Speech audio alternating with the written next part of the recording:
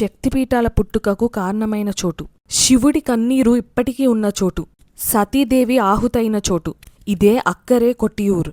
కేరళలోని కన్నూర్ జిల్లాలో బావలి నది ఒడ్డున 2 గుళ్ళున్నాయి. ఇది ఇక్కరే కొట్టియూర్ ఒక ఒడ్డున ఉంటుంది. ఇది 11 months తెరిచి ఉంటుంది. మరో ఒడ్డున అక్కరే కొట్టియూర్ ఉంటుంది. ఇక్కడ ఎటువంటి గుడి నిర్మాణం ఉండదు. నది రాళ్లే వేదిక, అడవే గుడి.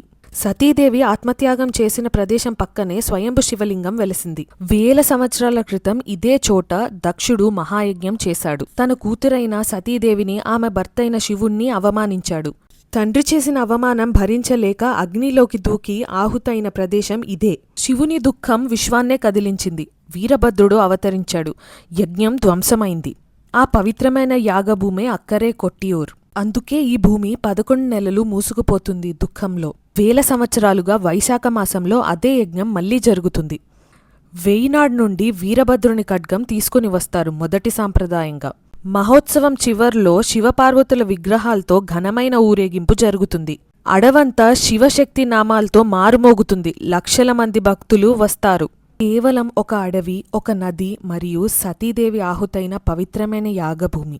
అందుకే ఇక్కడ శివుడు బంగారు గోపురంలోనూ పాలరాయి గోడల మధ్య ఉండడు. అడవిలో, నది ఒడ్డున అన్ని జీవుల మధ్య వెలుగుతున్నాడు. ఈ జూన్ 24 వరకు వైశాఖ మహోత్సవం జరుగుతుంది. ఈ వీడియో మీకు కనిపిస్తే వీలైతే వెళ్ళిరండి. ఆ దర్శనం మీ జీవితంలోనే ఒక అదృష్టమైన అనుభూతిగా ఉండిపోతుంది.